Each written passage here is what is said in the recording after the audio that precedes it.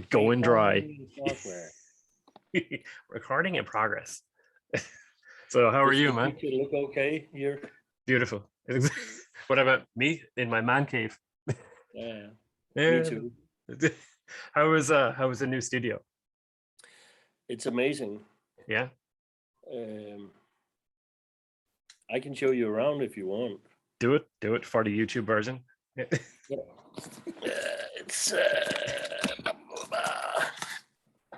let me see. Right here is my little workspace.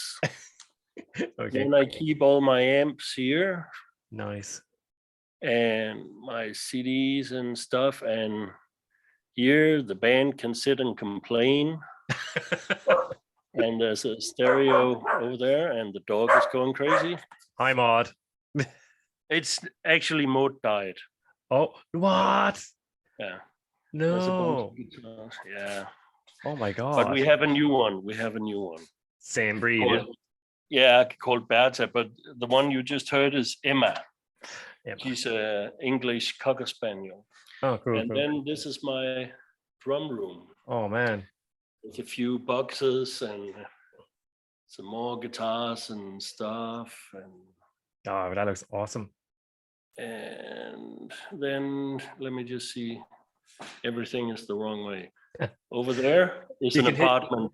You can hit the reverse on Zoom. You can reverse the image. Not me. I'm too old for that stuff. I found it by accident when I was setting up.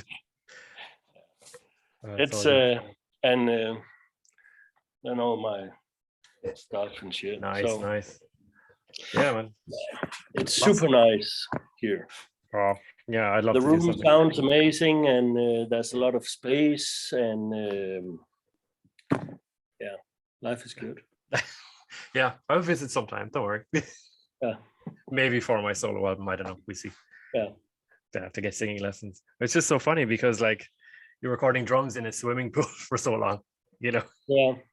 And like it shouldn't work. Like no. Yeah. Well, it was good for a while. I never had a complaint about it, but and I didn't complain about it myself, but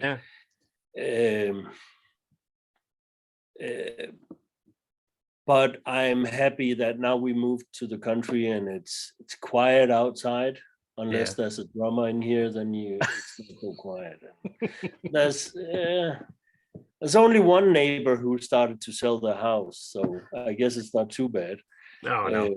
Maybe some it's like strange looking people always coming to the studio, you know. Yeah. But they're used to it now. I've been here for what, three years now. Oh, Jesus, cool. how time flies. Yeah. And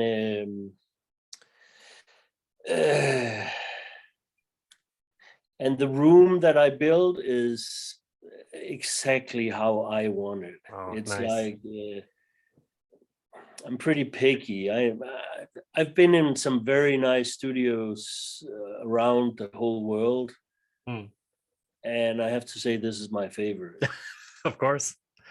So, but it really sound wise, it gives me what what I liked about Pook Studio, where I did the Haunted and Meshuggah and Engel and some other stuff. And I'm lots of stupid messages coming in. And this room gives me that rowdy, rocking sound for drums that I like so much. Yeah, without having to do like any manipulation or anything like that, you know. No, it's I think it sounds amazing. And I don't like rooms that are treated too heavily. Of course they should sound good, but a lot of studios have a tendency to like treat everything and make everything quiet. And then like I remember I did this a punk band in some strange country somewhere in Europe, and it was an extremely nice studio.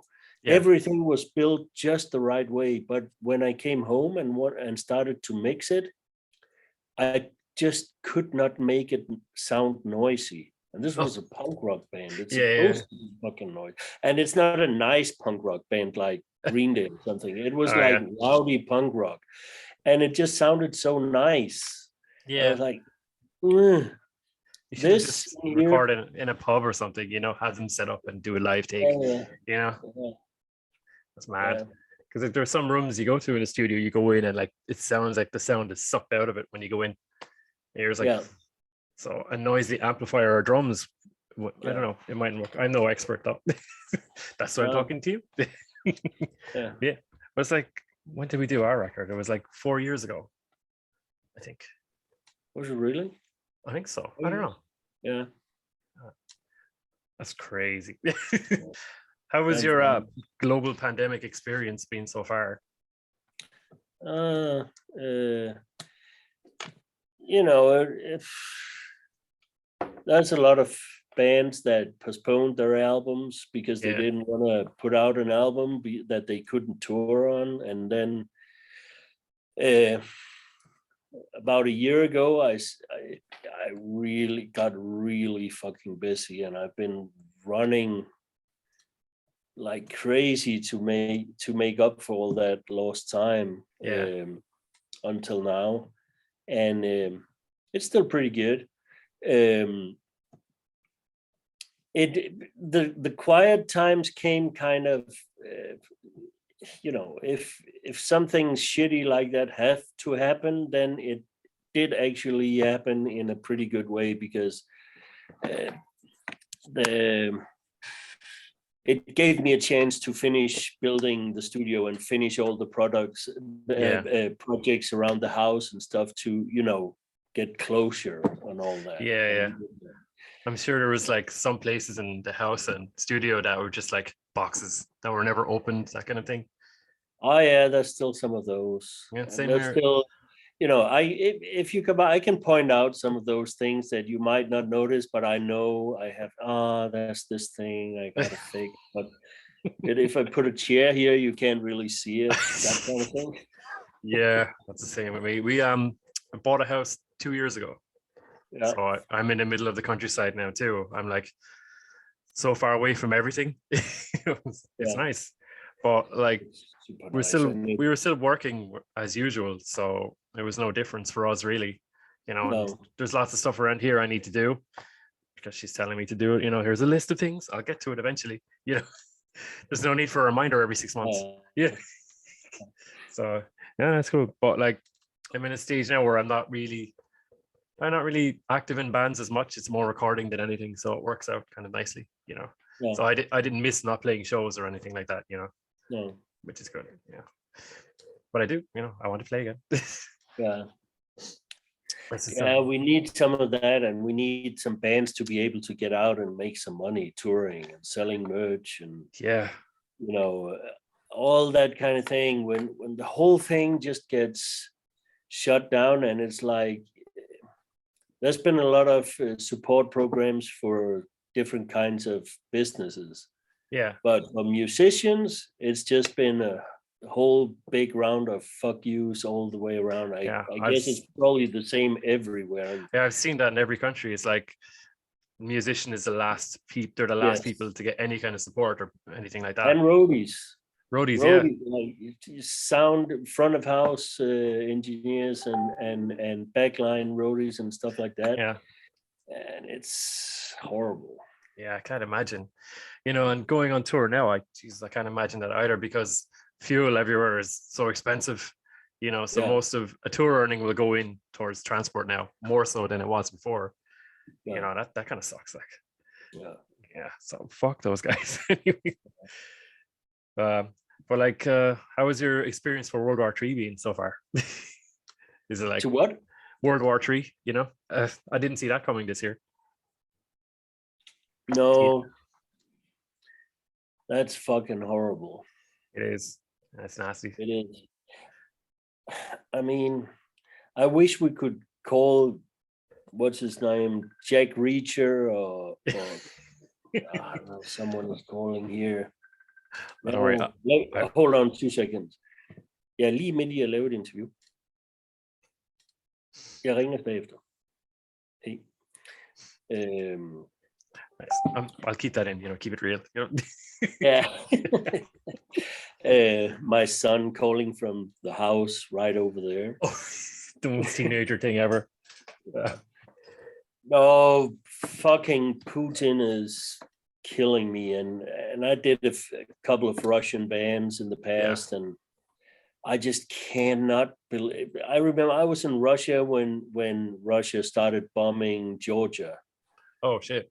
And we were actually like, we finished the album and we went to the Black Sea and for a few days by the beach. Yeah.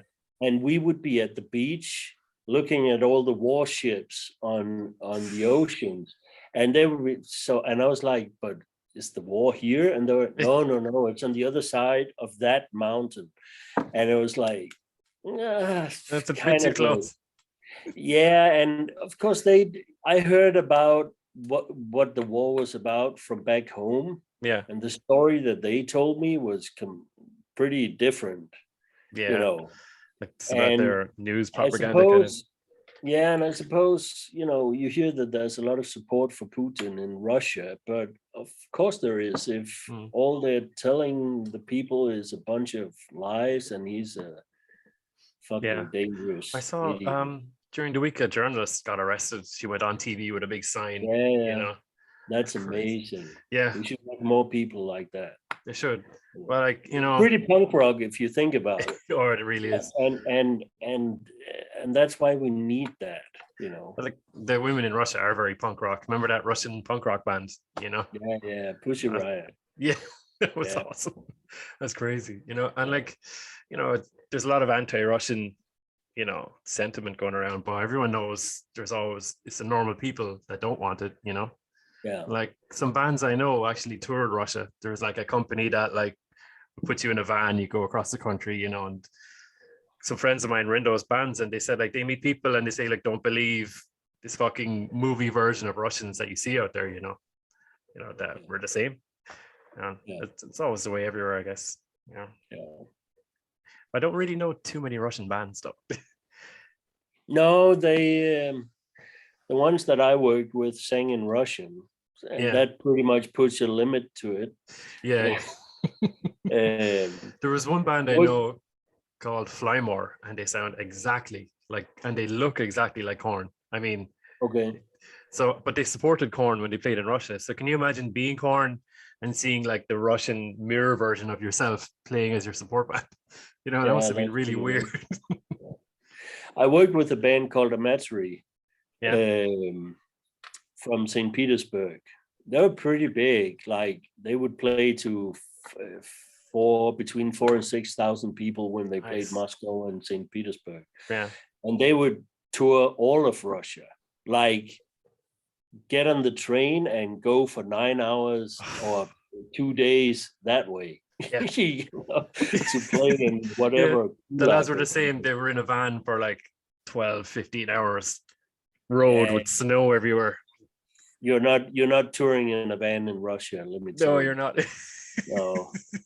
But it was pretty funny. I remember we were in Krasnodar, which is a pretty big city with about 1 million people or something, I think, and recording the album. And after a few days, I had no idea how big they were. It was just like, it was a job and a nice opportunity to go see a part of the world that I would probably never get to see in any other way. And then we were just taking a stroll through the center of the city, and I started noticing some kids be like hiding and spying on us and running around, and I was like to Dennis, the bass player, and we're like, what's up with it? There's some people that are kind of acting weird, and they're like, oh yeah, that happens everywhere. But funny thing is, nobody knows we're here because they didn't make it official. And I was like, oh, how big are you? Oh, we're pretty big. So I was like, oh, I should be starstruck. I'm actually hanging out with a bunch of real rock stars. Yeah, you are. Yeah, that's funny. Like the kind of one of the reasons why I'm doing this podcast is I'm trying to find bands that would be huge in their country but outside it, nobody knows who they are. Like a lot of bands I like are like that, so that was one of my reasons for doing this. I've been doing a few of those. Sociedad Alcohólica from Spain, for instance. Yeah, they sing in Spanish. Espanol. And they have not had a real job at all for never in their life have they had a real job, because they started playing punk rock. And it's not even nice punk rock. It's pretty nasty sometimes and fast, and singer is like like rowdy and shit. But they've been making a living off playing this, and they headline festivals still, and they have a really nice car, and we go to really nice studios when we do an album. I can't believe like that sustains them, But of course, and they can of course tour South America as well because of the language. They were in Mexico, and people started shooting off their guns in the audience, and they were like, "Are we going to run, or is this a good thing?" Yeah, playing in Texas, and they start doing it. You're like, okay. And they're all packing. It's so funny. I moved my CD collection, and I found this. Oh, that's amazing. Yeah, that's a good living. Oh, it is. It's signed by you as well, so it's worth some money. Was this like you produced this when you were in the band, but like when did you like say, okay, I'm going to do this producer thing, It was a sliding thing that happened over the course of years, really. We started Grope the band in 94, and we had a band before that, but we changed into we got a new singer, we got a new bass player, and then we thought it was a good idea to like start over. Our old bass player started the studio thing, and I was interested, I was into it, but it was his thing at that time, and he became a pretty well-known producer in Denmark. He packed everything up and quit it now. So, but then when he left the band, then it was really okay. Then who's gonna do our demos? Well, I guess it's gonna be me. And then it's like we have this 8-track mixer. What can we do? Can we find 8 microphones? And then I would handle that.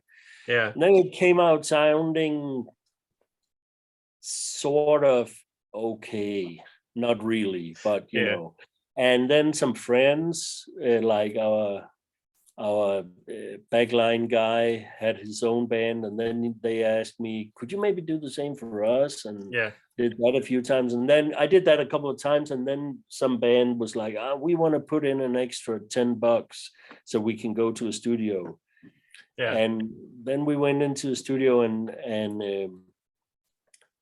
by that time, I think we did the first 2 Grope albums with the old bass player Jan Borsing. He was producing. On the 3rd album, we wanted to do it ourselves because we had a different vision, and it didn't. I think we just wanted to do it ourselves, like make our own mistakes and stuff like that. So we did that, and the album was called Desert Storm, and I'm still really happy with it. It's kind of Corrosion of Conformity, like kind of. I like them. And then we did. Then from that point on, I produced all the stuff that we did. We did 2 more albums. The one you just showed me is the last one. And doing our own thing, and then I started doing a few demos in Borsing Recording was the name of the studio that he started, and I started doing little bits here and there, like a demo in a weekend, or actually the very first album I ever worked on, I mixed it, and that was because it was really Jan. It was his production, but then he got sick and they had a deadline, so he called me and asked me if I could mix it. which was, when thinking back, was pretty daring, I guess. It's kind of trial by fire, you're like a sink or swim moment, and that's cool. Yeah, but back then I thought, yeah, I can do that. I know what I like. Yeah, exactly. I like money. I didn't get any money, I think. But anyway, I mixed the album, and that album is going to be re-released on vinyl. Nice. I remastered it like last year, but because it takes an incredible amount of time to press up vinyls these days. So I don't think it came out yet, but the band is Frozen Sun, and what was the name of the album? Dimensions, I think, or something. Oh, cool. Write that down. But was it weird, like revisiting it, mastering it? That's pretty horrible. Was there any moments where you're like, oh my God, how did I leave that get through there? Actually, I think when I go back and listen to some of my old stuff, of course there are tons of things I would do differently, but I think I'm also pretty happy with this one. The problem was that they asked me to remaster it for vinyl. And then it's like, then you have to start, nitpicking. Oh. Then you start to take things apart, and then you hear all these things that, fuck. And then maybe if you fix it, like what's cool about it might be missing then, and you're like, yeah, exactly. Yeah. And it's a rabbit hole. You don't want to get into it. Oh no, I did an EP for the guys band I'm in now. We had a kind of an EP last year, or was it the year before? But we kept sending mixes back that like the bass player would be like, no, I don't like this, I don't like that, can you raise this? And before you know it, the whole mix just unraveled. I was like, all right, put it on the shelf and mix that song last, please. But I did it, all of it from this room, and I sent off my DIs. But like, I know it is cost effective, but I miss, being in the studio with the lads, as a unit working on it. Yeah. And also what I think, I mean, it's great that it's possible to record albums at home and stuff and do a lot of things, and you can actually get really good quality recordings everywhere. What you cannot get is someone like me helping you deciding when something is good or not good enough. And all those little decisions, which you might not even notice, like you'll be in the chair right there playing guitar, and then you play the part, and then I'll stop you after a minute and say, yeah, let's do that again. And you thought it was great, or you thought it was horrible and said, no, erase that. And I would be like, no, that's the best thing you ever did. Only the last 5 seconds were shitty. I do remember, like, when we were doing our album, that song Sunken Axe, I had the intro, I was playing it a completely different way. And then literally a few seconds before the record button, I was like, hang on, what if I do this? Oh yeah, last second, and I don't know if I would have thought of that if I wasn't in that position, No. So, and it's not even, it's not even also, also when you're in a band situation and you produce your own thing, then all the band arguments go with you into the studio. If you go to a studio like this, then everybody behaves much nicer and actually listen to what I have to say. Yeah, this is true. and then and my what's it called? My approach to stuff like that is like, someone will say, maybe we should put a phaser on the drums in this part, and then the drum will be, no, I fucking hate that. That's probably going to sound shit. And then they're going to be arguing about something that nobody knows about. Yeah. And I hear it and say, oh, yeah, that might work if I do like this and that. And then I can do it while they're arguing. And 10 seconds later, I can see, kind of like this, and then press play. And then even the drummer will be like, maybe that's not so bad. But if you're a band and you're producing your own thing, you're going to be arguing for 3 days about that fucking thing, and you're never even going to hear it because the drummer won't let you. No, you're not going to do that to my drums. And a lot of things like that.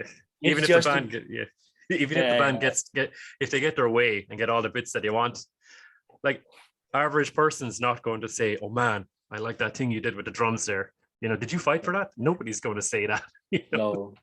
So yeah. Let me know if anyone does. I mean, it's not even your input. It's like if you go to a studio and you have even the way the drums are mic'd up and whatever particular drum you're using, that gives the drum itself an original sound. And then you have the amps. So what I'm saying basically is like the personality of an album disappears, you know, if you're doing it at home, because everyone has the same plugins and whatnot, you know. Yes. And put the same samples on because the drums sounded like shit in your rehearsal room. If you're not even just programming drums at home and using the same drum kit from hell that everybody else are using, putting the same slate samples on the kick and snare, and it gets so generic, I think. It does. And yeah. That's hard for me. Like if I listen to some new stuff, nothing really sticks out for me, because I think you're the same when you listen to like an older band. They worked on the song in the room and there's all these little pieces, you know, little drum fills and stuff like that. You can't program a memorable drum fill, you know. No. I don't think, you know. No. Well, no, I mean, the magic happens sometimes when you least expect it. Like a pretty good example for me is Hatesphere. Both the old drummer, who's an old friend of mine, Anders, when he was playing, and Mike, who's playing drums now.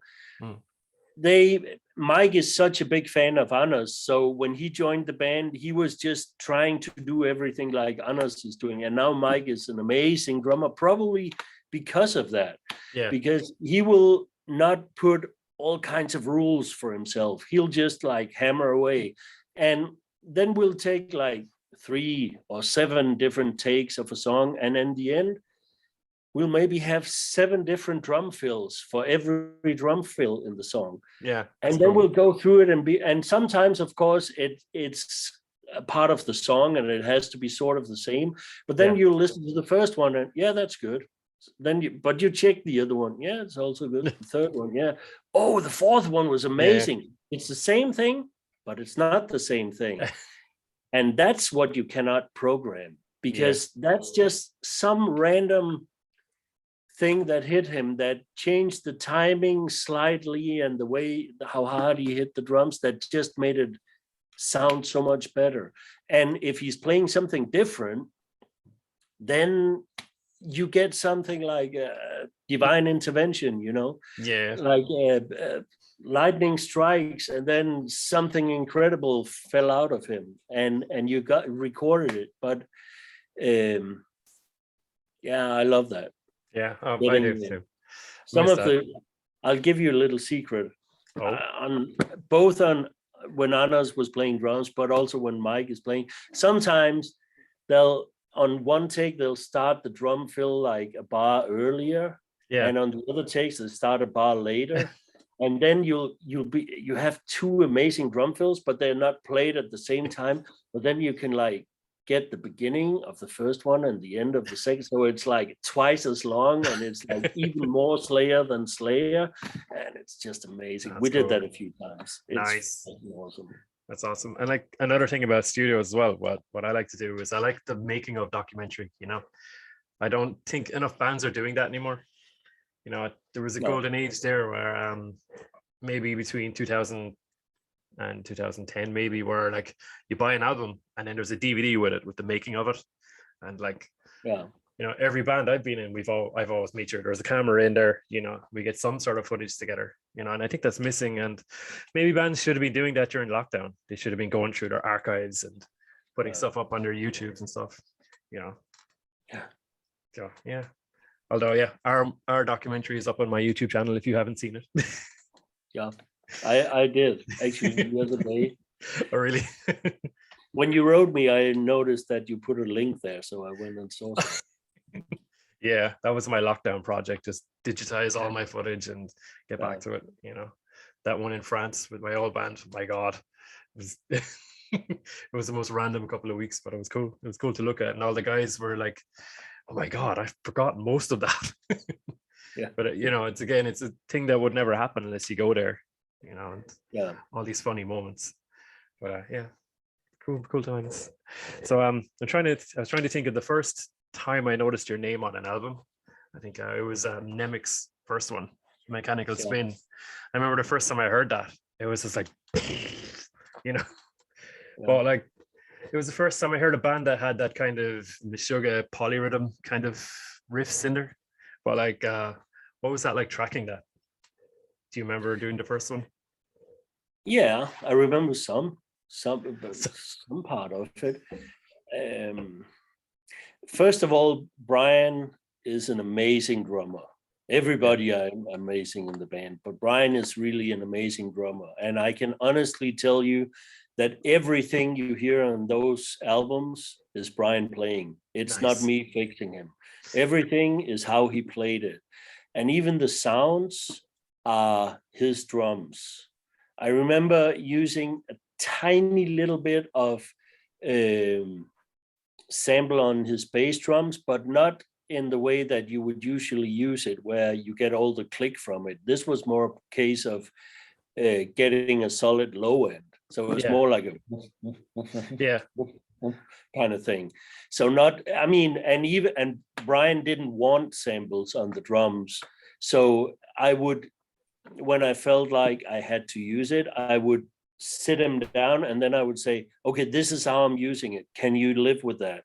And then I would play it and then mute it and unmute it. And then he would be, I can't tell the difference. And I was like, so is it okay for me to use it like this? And then he was like, yeah, it's okay. So I can honestly tell you that on all those albums, it really is Brian playing the drums, which is amazing to have a drummer like that. I mean, I can think of very few bands that have drummers like that. Meshuggah Mnemic, you know. They were Dahlia Murder. Dahlia Murder. They have incredible, and August Burns Red. That there are some amazing drummers out there, obviously. But a lot of those these days gets fixed anyway. Even though they are the best drummer in the fucking world, they still go ahead and fix it, and I hate that. Yeah. But he was amazing. When he was setting up his drums, he had like ears all the way around the drum kit, and I thought it was hilarious. I was like, oh, there was a drummer here last month and he left all his broken cymbals. Are you sure you don't want to put those up? Oh, really? Can I use them? He was like, he was all fired up and everything went up. Oh my God. So, yeah. And the songwriting was amazing. The first song on the album was Liquid. The last thing they wrote before entering the studio. They wrote it like 3 days before coming into the studio or something. And sorry. And that was a pretty good thing, though. That's an amazing. That's like song. One of my favorite songs. I mean, like my friend got actually how I found them was do you remember Nuclear Blast used to put out these DVDs, Monsters of Metal, and then the Liquid video was on that. And one of my friends saw that, bought the album, and then like I borrowed it, and like the disc was red underneath. Do you remember? Yeah. I put on Liquid, and it was just fuck. It was. I don't know. They were doing this kind of polyrhythm thing like 2002, 2003, way before everyone else started ripping off Meshuggah, you know, so they were so ahead of the time. And that's what blew me away about it. And then Michael's singing as well was just, it's like, he seems like a very angry guy. He seems that way, but he's a super nice guy. Yeah, I know a lot of singers I found that have that from zero to you know, there's usually something that sets them off. You know, it was the same with Burn singer. He used to be able to switch it on really quickly. You know.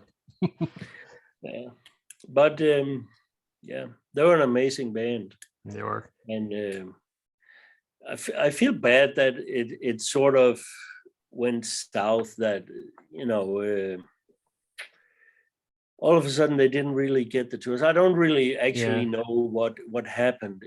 It's just that all the lucky things didn't keep happening for them. Yeah. And then Michael dropped out of the band, and although Guillaume is an amazing singer as well, Yeah, he's got Michael. He is an amazing singer. He sounded a lot like Michael on the fourth album. His screaming was very like Michael's screaming, I found. Yeah, but still, the ideas behind it are never going to be the same because it's not the same person. It's like David Lee Roth and Sammy Hagar. Yeah. Both singers are amazing. It's very rare that you get a singer change and it works out. It's very hard. Scott and Brian Johnson. There's no problem with Brian Johnson, but he's not Bon Scott. And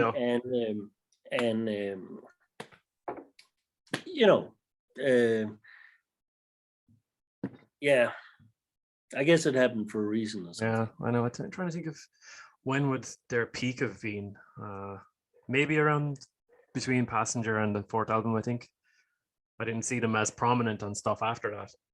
No. I don't know. At some point, I didn't really. I stopped following most of the bands that I work with because there's so many of them, and I can't sit around reading magazines all day. I know. It's cool though. I wish I could. But it's like, when an album you produce does really well, you're like, that's my baby, And I really do feel like that. And I do feel like everybody I work with, I feel like they're my friends. And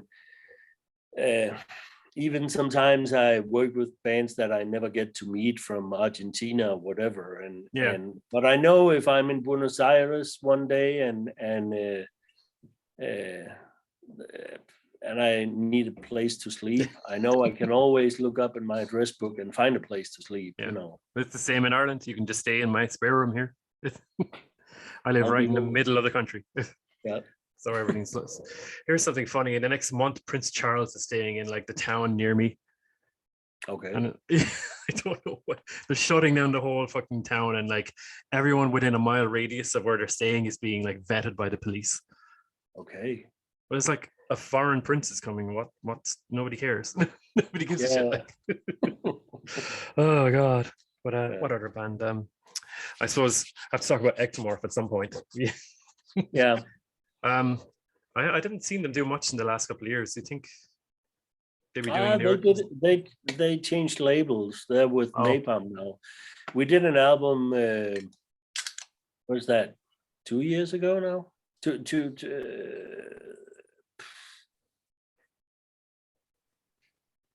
Long time ago now, and it took. I wish I had one. Monster.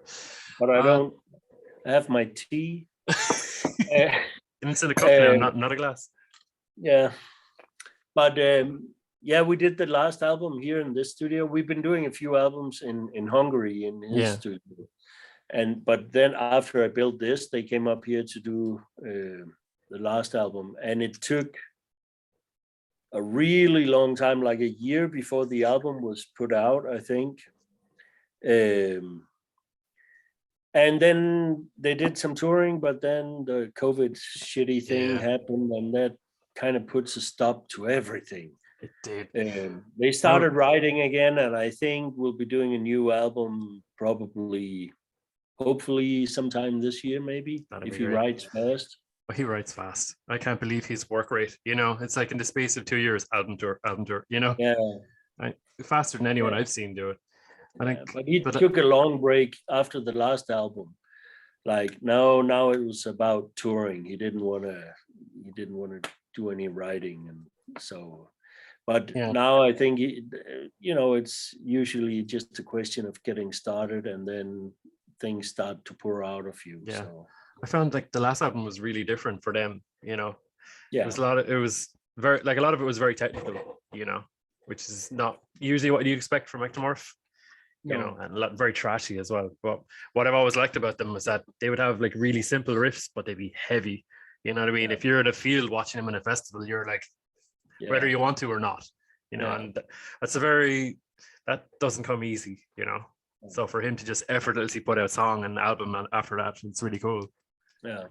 And that was another band that I saw on the Monsters of Metal DVD. The lads were like, put this on, look at this band, and tell me this isn't four of you in one room. That's how they got signed to Nuclear Blast. Oh, They were playing I think it was a Nuclear Blast stage on. It wasn't Bakken. It was Summer Breeze, I think, yeah, or something. And they played a show there, and nobody, because they only put out I think 3 albums on various Hungarian and various obscure labels and stuff. So nobody knew them, and then they go on stage and the whole crowd is bouncing and jumping and singing along to songs they never heard before. Yeah. And it was amazing. And I know this girl Yvette Ullmann, she used to work for Nuclear Blast, and last I saw her, she was a personal assistant to Tony Iommi, but she used to work for As you do. Nuclear Blast, and I know that she went out to get Andy Siri or maybe Markus Steiger, the owner, or something, and said, you have to come on stage and look at this band. And they came on stage, and everybody agreed, signed them right away. And that's how they got signed to Nuclear Blast. And because they do have that energy, and it's been a great ride. I mean, I've been producing them since for 18 years. I know this because my son was when we did the first album, and he's 18 years now. That makes so sense. I know it must be 18 years. I know. And we've been, it's not about doing the same. Actually, it's very much about, okay, now we're doing a new album. What are we going to do different? Because we can't do the same every time. And so we've been, Soli called me up when it was time to do album number 5 or something, and said, how about we do it in my place? And I was like, why? No, but then I was like, well, yes, maybe that's what it takes to shake the bag and get something different. And I was like, but where are we going to do it? Yeah, we have a rehearsal room. And he showed me pictures, and I was like, yeah, but where am I going to be? I can't be sitting right next to the drums trying to record them. And then he was like, oh. And I was like, the garage is like at his parents' house. So I was like, maybe we could get a long multi-cable and pull it into the house, and I could be in a room in the house mixing or something like that. And he was like, no, wait a minute, I'll ask my dad and I'll call you back in a couple of hours. And then he didn't call me back, but 2 hours later he said, my dad is going to build a studio for you. And I was like, what? Wait a minute. I said, no, it's all right. He's his dad and one of his friends with a big mustache. Like, I was like, holy shit, they're building an extra garage. And like a couple of days later, there was an extra room, and they put in a window, and it wasn't, Class A studio by any means, but it worked. And I packed up all the stuff microphones, computers, screen, monitors, cables, stands, everything we needed. I put that in my car. I drove to Hungary and set up there, and we recorded, I think, three albums. That's nuts. There, maybe 4, at least 3. How long of drive that was pretty amazing. Yeah, it is amazing. Huh? How long of a drive is Hungary? It's almost 2,000. I think it's 1,800 kilometers. So it took, close to 2 days. Oh my God. But then I would go via Berlin, and then I could sleep visit him on my way down there, and then drive on the following day. And it's all good fun. We made a trip out of it. Like, that's awesome. Yeah. It's like, and it was sort of nice, because everything, all the projects I had in the studio kind of came together in the very last minute, and then, okay, everything is done and I'm ready to go. Pack up the car and grab a bunch of CDs, and then just get in the car and then be like, okay, now, everybody can call me, but I can't do shit about it because I'm in a car for 2 days listening to my old records, and, and that was pretty amazing. It's like the break. It's like the break you need sometimes, Exactly. Was when I was looking through, like doing my research, I was just looking through albums that you produced. You did a Suicide Silence first one. Yeah. Like, did you go over to Los No, Angeles? I only mixed it. Oh, okay. But it has you on a producer credit for it. Yeah. Oh, thank you, but I didn't. I mixed it. I've only gotten into them recently. I know I'm really late, but no, they're really good. Like, did you actually talk to the I guys? revisited those mixes recently because I did this Nail the Mix thing that's for Unstoppable Recording Machine, that a club. And if you remember, you can get to see me mix a song for a whole day or someone else and ask questions while it's happening. It's a pretty cool thing. And the last time I did it, it was that Suicide Silence album. And then I had to, of course, bring out the old session and open it up. And I was surprised at how little I did to mix that record. You know, I was like, holy shit, I didn't do anything. Because it just sounds so intense. It's so the heavy. performance on that album it's recorded live. I mean, and it really is live. It's like I would open up the audio files folder and I would see, you know, basically drum take 1 at 2:15, drum take 2 at 2:17, drum take 3 at 2:25 or something. And then it was like maybe 3, 4, 5 takes of a song within half an hour maximum.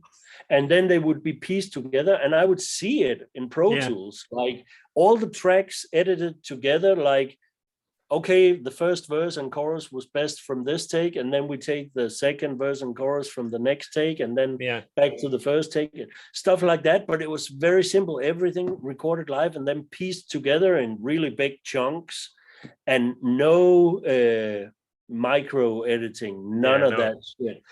And then this singer who's just so much in your face, you're gonna die, and the whole band, it's incredible. Yeah, that means like that they like spent some time just playing the songs over and over and over and went straight in. I think they were a pretty big deal before they got signed. I remember Century Media called me and asked me to do it, and they said, yeah, it's like there are 2 bands. There was Job for a Cowboy, or what was the name? And Suicide Silence. They were those 2 bands that were kind of coming out of the same scene, and they had, I think this was in the MySpace days, and they had like 1.5 million followers or something. Yeah, they would have been the first kind of bands to use MySpace to get an audience. Yeah, you know, and I was like, wow, 1.5 million. That was, and so I guess they've been touring a lot, just on the strength, like building the name, and just being generally awesome. Did it like surprise you how fast that album blew up? I mean, I heard like it. I don't have the figure in front of me, but like, they recouped what it cost to make the album over, you know. But so I mean, I even made a bunch of ringtones for cell phones. I remember. I don't know if they ever used it, but there was like the pull the trigger, bitch. That's awesome. I had it on my phone forever. Oh my god. Pull the trigger, bitch. It's really funny because you remember a time where it's like, dude, check out my ringtone, and now it's like, oh, it's ringing. I'm just going to ignore it. I usually keep my phone on silent. But I do these days as well, but back then it was a different thing. I remember one time, oh my god, do you remember, it was maybe 20 years ago when we had the Nokia 3210 or 3310. Used to like program the ringtone. We one of the lads made Raining Blood, and we were going up to, I can't remember what concert we were going to, but one of the lads' phone rang on the bus, and then some guy up the front heard it, and he came back, do you have Raining Blood as a ringtone? Can you send that to me? So random, and then he sat with us for the whole trip up, and it was awesome. It's like Slayer bringing people together, you know, connecting people. But was there any particular, say, album that was really tough to do? Would say like you were just like, besides mine, obviously, but one that you were kind of like, geez, I don't know if this is working. Maybe we should get back to it. No, I don't think so. Yeah. But I think it maybe has, I mean, not in that way, because I guess if my approach was, now I'm going to make my album and it's going to work according to my standards every time, then I would run into problems a lot of times. But I don't have that approach. I have the approach that now we're going to do the band's album. I'm going to help make the album that the band wants to make. So I'm going to help them be as good as they possibly can. And, you know, then budget and effort comes into play. Like, how much money do you have? If we only have 2 weeks, we only have 2 weeks. I mean, and we're going to have to do the best we can within that time. And I think if you book 2 weeks, we're done in 2 weeks. If you book 2 months, we're done in 2 months. If you book 2 years, we'll probably spend 2 years, because then you'll just start picking at little things and keep doing stuff. I don't think you necessarily get better results from that. Like, one of my favorite albums that I ever worked on was done in 3 days. But if you count the hours that were actually spent recording, it could have been done in 1 day. It was Attitude Adjustment. They came off tour and went to a friend of mine, Anders from Conqueror, his studio in Copenhagen. And I was pulled in to help doing the setup and stuff. And we got everything set up. It took forever, or it took kind of a half a day or something. Yeah. And then finally everything was set up and they were ready. Everybody set up at the same time, vocals, 2 guitars, bass, and Chris Contis on drums. And then they were like, okay, ready guys? Yeah. And then finish the song.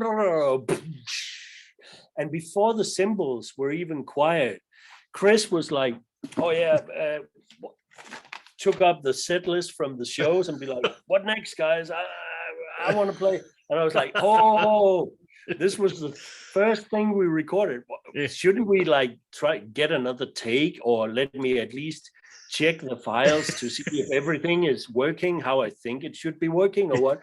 And Chris was just like, no, why? And I was like, well, because this and that. And then he was like, why didn't you record it? And I was like, yeah, I recorded it. He was analog. Okay, fine. And then he put that, ready guys, and then it was like, oh, record again.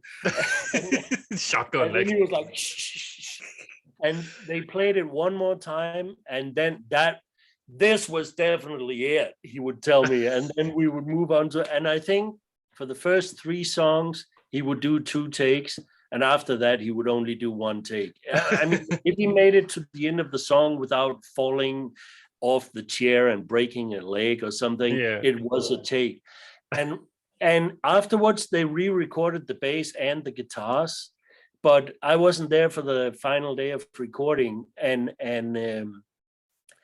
the guy who recorded it didn't label things. So when I got well, he labeled it, but not in a way. So when I got the files, I didn't know which were the live recordings and which were the re-recordings. Oh, God. And actually, it didn't matter. No, because the live recordings were perfect. There was no point in them re-recording it, but they all felt better. And then, okay, what the hell? Then we do it. It's kind of a case of like... took like 30 minutes extra per person, you know. Yeah, well, I suppose it was a case of like having it but not needing it instead of the other way around, you know. Yeah, I don't know. I wouldn't even say that. It was a case of they felt better doing it after. But, I would too, totally.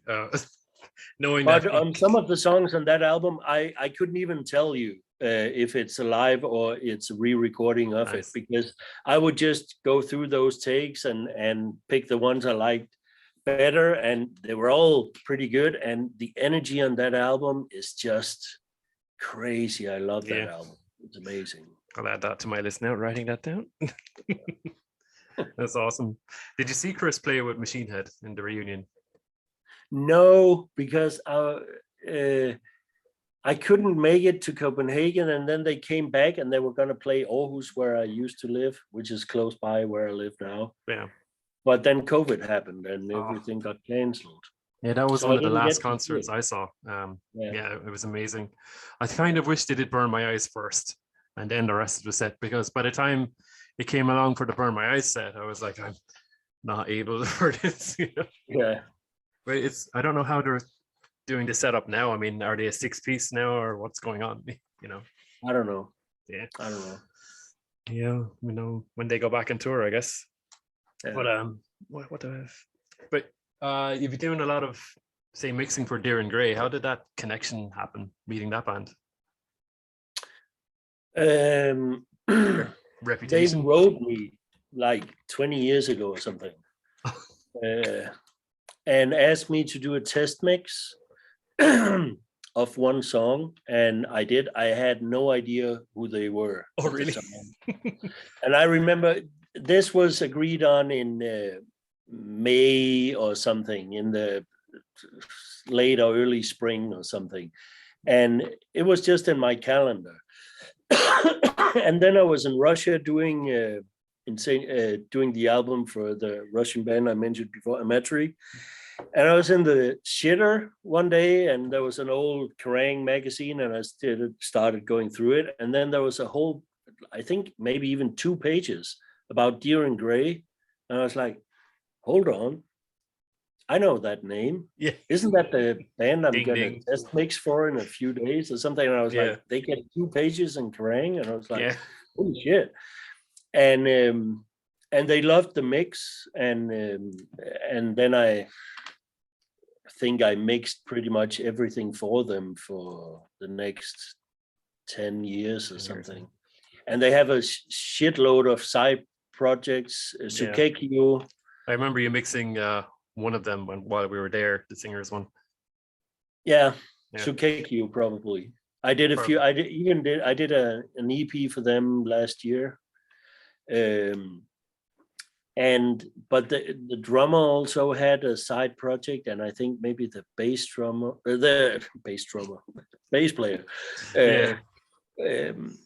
And there was a project with symphonics and a girl singing, kind of like Sarah Brightman or something. So I got to mix that. I've been doing a lot of crazy things in Japan. I even did an EDM band with like 6 little girls singing, and just like that was random. Amazing. They asked me, and I was like, that sounds like a really bad idea, but I'll do it. I mean, if you ask me, it must be because you think I would maybe be able to bring something that you'd think you need. And I mixed one song for them, and they loved it, and I ended up remixing the whole album. So it wasn't a bad idea. Yeah. Now, one of my favorite albums is what was theirs? Withering to Death, I think. I don't know when that album came out, but I remember hearing that for the first time, and it's crazy because the singer, he sounds like there's no pinning him down, you know. He just does whatever he wants at every song, and you don't know what you're going to get from him. You know, I can only imagine producing them, you know. Okay, just go in there and do your thing, I guess. It's and it's a lot of hard work. Also getting the mixes, they're very particular. The sessions are like, everything is exactly how they want it, and it's 200 tracks and stuff like that. And it can be quite confusing when you open up a song the first time. It's like, holy shit, what's happening? Everything is going in all kinds of directions. But then as I start to get organized, I guess mostly in my brain, but also organizing the tracks and stuff, it's is the most beautiful thing, and very catchy, and just stays in my mind for a really long time. Yeah, it does. It's an incredible band, really. Have you seen them live? No. Yeah, I saw them twice. I really would like to, but I never. When they were in Europe, I never had the chance to go. So yeah, a good friend of mine, she used to follow them around Europe. Like if they're playing across, you'd get tickets for each show and go around it. But it wasn't just her; there were other people doing the same thing, following the band around. You know, and I suppose there's a group of fans for every band like that. That would just I can actually go to each show. Like, just make a week of it. But was it the same connection for Baby Metal? How did that hook up? Yeah, hold on a second. Yeah, it was, but now you disappeared from my screen. What the fuck? Can you hear me still? I can hear you. I can see you. Show.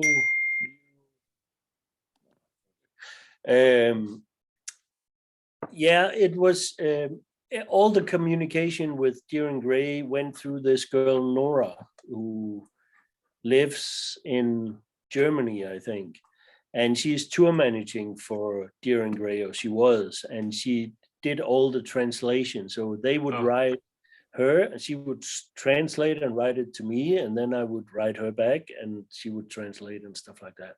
And she did the same for Baby Metal. So I suppose maybe she suggested it, or maybe they just knew my name through Dir En Grey.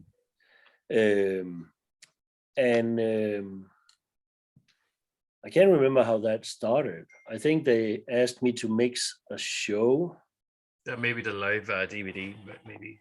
Yeah, but I think it was a smaller thing, maybe a smaller festival or something. I can't remember what was the first time, but I've been working with them for ever since. That's and cool. Maybe mixed, I don't know, 30 or 40 shows for DVD and TV presentation and all kinds of things. So, that's cool. Yeah.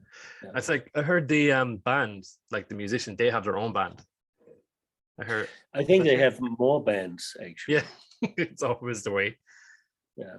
They were so good. I saw them at Download Festival. Oh, I can't remember what year it was, but they were playing the second stage, but there were so many people. I don't know why they didn't bump them up to the main one. You know, I've never seen that stage more packed. You know, it's like, okay, I guess I'm stuck here for the whole show. You know, but they're an amazing band. The bass player especially is just from a different dimension. Yeah. Like they're not just a gimmick, you know, they're actually a proper, you know. Yeah. And I think people lose that, you know. Yeah. But I better get the Meshuggah question in there. So like, how did that happen? I was at Anders from At the Gates and the Haunted, when he at his wedding in Gothenburg, and there was, you know, when everybody got drunk late at night, and then I met Dick. I didn't know who he was, the bass player. I didn't know what he looked like, and then he came up to me and said that him and Frederick had been talking about getting me to produce an album, and I was like, yeah, I can do that. Yeah, call me, god damn it. And then where's the fucking beer? And but then they did call me quite a while later, and obviously, I mean, I was when the first Meshuggah album came out, I was working in a record store, and that fucking blew my mind. So I Contradictions, is it? Yes, and I was crazy. And they played in Aarhus, I think 3 times within a year or something. A little bit later than that, but around the time of None, and they played Aarhus 3 times, and I was such a big fan. And I know that when I was working in that record store, I did everything I could to push them. Yeah. back then, the only thing the closest thing we could say was that it's kind of like Metallica, but not really. Yeah. And I guess the not really part is the one we should hold on to now. This is but their evolution is just been from that album to now. It's just. But then they called me and asked me, and I went up to Stockholm to hear the demos and talk about how we were gonna do the album. And was there a moment where they're explaining the concept where you were like, you want me to what? Track them live? Meshuggah of all bands, Yeah. They said that they wanted to record it live, and I was like, yeah. That's something people say. And but then were you thinking in the back of your mind, I'm gonna do some editing,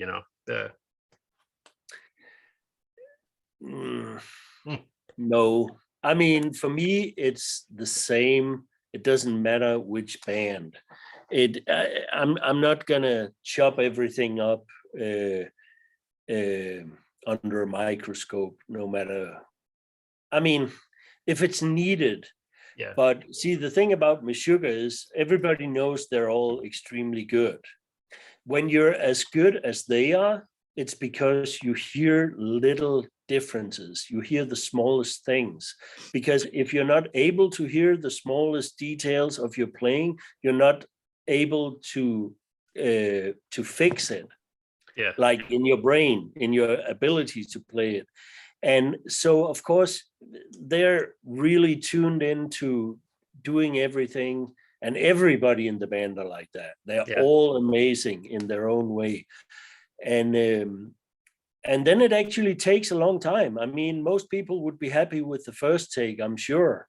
Yeah. But then they're like, nah, that didn't really work. Let's do it one more time. And so we might, I mean, for some of the songs, we did maybe 10 or 20 takes or something.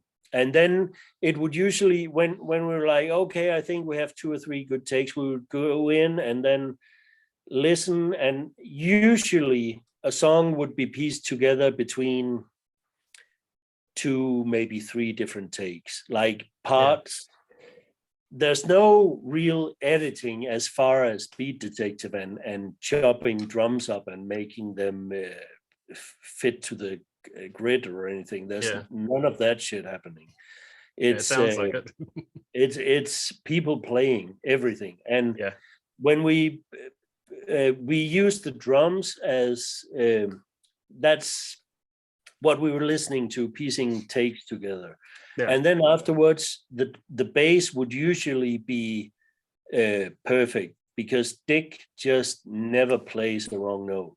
I think on that whole album recording, there was one song where he did 2 mistakes, and that was because they put in a new riff like a week before. And so he messed up that riff 2 times maybe. Other than that, he doesn't make a mistake ever. That's crazy. And so he would come in after the drums were good, and then he would like, I think the purple one, can we listen to the purple one? And then we would listen to the purple bass line, and nah, try the green one. And then, yeah, let's take that one. And then that would fit the whole drum take. Yeah.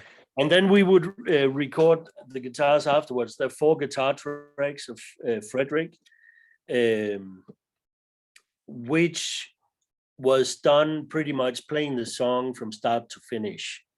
So no, and then turn down the volume on the guitar, recorded start to finish. And maybe he would mess up after a minute, and then we would just go back 10 seconds and play from there. And so guitars were recorded really, really fast. The vocals were, I think he redid one of the songs because his voice was broken up or something, but I'd say 80% of all the vocals on that record came down with the drums. Nice. He goes hard as well. You can see like veins in his head. Yes. He's working hard. He would be screaming along with 4, 5, 6 takes, until he started feeling his voice wearing out. Then there's no point in in continuing, and then he would just come out of his box. Like he knows where, okay, I need to rest this, professional. And then we went through it afterwards and found the best takes, and that was, I think, at least 80% of the whole record right there. Nice. But like, was it kind of an exciting album for them to do? Were they all like,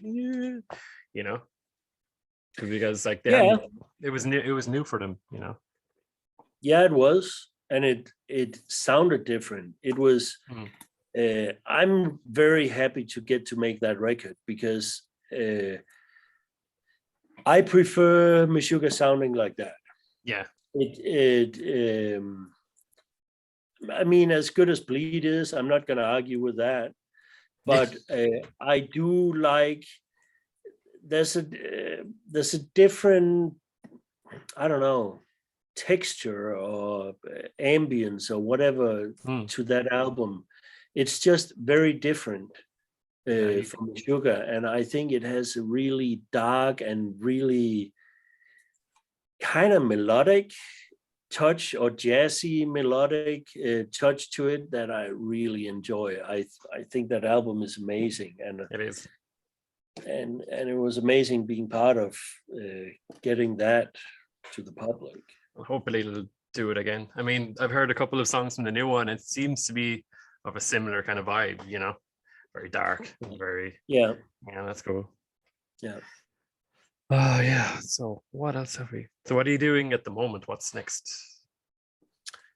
I am releasing a Kemper pack through Book Digital. I've seen you do that before. That's cool. Yeah, I did one before. This time we're gonna put in a lot of clean sounds and crunchy sounds and some lead sounds. So it's a really nice pack, and I'm doing an IR pack for them, which is gonna come out I'm working on that. I'm finishing that right now. Nice. That's gonna come out in a couple of months. I'm also working on some drum sample packs that are gonna come out later this year. But that's not really music, is it? But no, it's interesting because like, do you think with all of these Kemper stuff, do you think like the amplifier is dying? Do you think? No. I think well, I don't care really. I mean, I think Kemper is a different thing. It's an amazing tool, and you can being able to capture a sound that you can fix. I mean, fix all the little bad things and do all these things, but once you get it into the Kemper, it's not the 5150 amp anymore. Yeah. You can still turn the knobs, but they don't behave the same way. Yeah. So it's a different thing. And if it works for you, it works for you. But working with an amp is a different thing. And I think I really wanted to do these Kemper profiles because when I got the machine, I didn't like any of the sounds that were in it. Yeah. And so I started doing my own, and I was like, after I did like 5 or 10 sounds, I was like, I like mine, and I hate all the stuff that I hear from everybody else. But not everybody else, but most people. I didn't hear everything that was ever put out in the world, but close. No, but I really, and then I thought, if I'm happier and I don't hear this anywhere else, and I gave it to some friends of mine to try out, and they gave me the same kind of feedback on it. And then I was like, then I think there's a market for it. And I want to help people be able to plug in and feel better about themselves when they're playing. And I know that it works like that because I know like Peter Pepe from Hatesphere, the guitar player in Hatesphere, recently got one. And it's been a while since their last album. And I asked him like half a year ago, and I said, so what's up? Are you writing some new riffs and stuff? And he was like, nah, I got half of a riff. Wow. And I was like, okay, so we're not doing an album next week. No, we're not. And then he was, but what about this Kemper thing? Is that because they had some flying out gigs and some stuff where it would be really handy for them? And I was like, yeah, well, come out and I'll show it to you. And he bought one. And then I put all my profiles in his Kemper and sent him home. And a month later, he wrote 3 songs.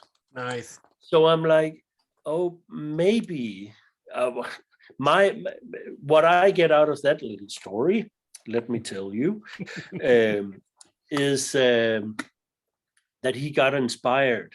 He heard something that made him feel good about playing guitar. And I feel the same way. When I plug into that damn digital creation behind me, I just feel good. It's like, yes. And sometimes it has too much. And then I play something different. And sometimes it has, too much distortion and stuff. But it's just, yes, I'm Exodus now. Or, yes, I'm this. Now I'm that. Yeah. And it's inspiring. And because it's so easy to switch between 100 different sounds, it inspires you in different ways to come up with different ideas. Yeah. And I'm just really happy to see that happen for Peter. And he started writing right away. And I heard that feedback from a lot of other. And that, after the feedback we got from the first Kimber pack has been, I haven't heard anybody say anything bad about it. Awesome. Not a single one. And this is me looking on the internet. I mean, there's usually a bunch of people who have something to complain about. There's always somebody. Call me a faggot or an idiot or girly man or whatever. Yeah, he doesn't know what he's doing. But I didn't see anything like that anywhere. So I'm okay, maybe I should continue because I think it's fun. It's interesting. It's a lot of nerdy stuff going on that I rarely have time for in my personal life. But now that's a good reason to do it. And so I've been doing that. And the same goes for the IRs that I've been working on. It's also pretty nerdy and but fun, but also tedious and drives me nuts. And but also fun to do that kind of thing. And so I hope people are going to enjoy those things. I have to get on that myself now. Music wise, I did the last Billy Bio album and Powerflo. I finished mixing that one. Oh, I was looking forward to that one. Yeah, that's amazing. I liked their last one. Yeah, Powerflo is the kind of band where you look at the lineup and then what you hear is exactly what you imagined when you looked at the lineup, Yeah, in a good way, in a really good way. I saw them at Download, I want to say 2018. We were like first on the second stage, frantically trying to set up. And I mean, I was just super excited to mix Billy's record, his first record, and the new one because, oh man, you're that guy from Biohazard. I felt like Beavis and Butthead. Yeah.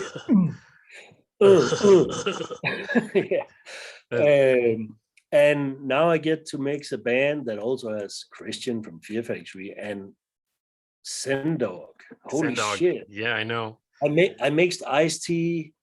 I mixed KIS-1 was on a Sick of It All record. That was fucking amazing. I was a huge hip hop fan in the 90s. Yeah. So getting Sendog in there, it was like holy shit. And I was doing a Danish band called Sorthansk. It's kind of broken Danish for black glove. Yeah. It doesn't make any sense if I try to explain, but they're really good. And it's they have it's the same thing. It's like a drummer and a guitar player doing hard rock style or metal things, and then this really great Danish rapper, or sort of Danish with his broken Danish, and it's amazing. And I was always a big fan of his. And when my son was listening to the big Danish rappers, there was like a clan of 4 or 5 of them that were sort of local. And I always thought that Marwan is his name. Shout outs to him. Yeah. He's amazing. He's an amazing rapper. And so we were doing that. And then Billy asked me if I wanted to mix the Powerflo record. I was like, hell yes. And I turned around and told Marwan, and he was like, yo, what? Yeah. You're making Sendog? Sendog. Yeah. Sendog is going to come through my speakers right now. You know, that's amazing. Everyday work for bicycle repair man. But yeah, that's pretty amazing. So like, you think, you know, rap and metal work together then? So yeah, I mean, Powerflo is not. I mean, it's rap, but it's very metal, I guess. Kind of like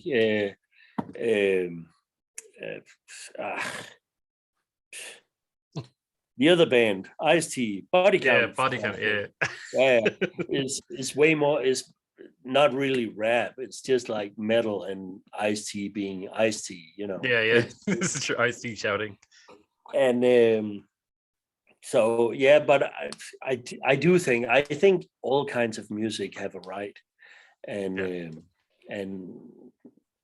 I don't care so much about genres and stuff. Oh, yeah. Well, I think we would have made a good I Burn album together, I think.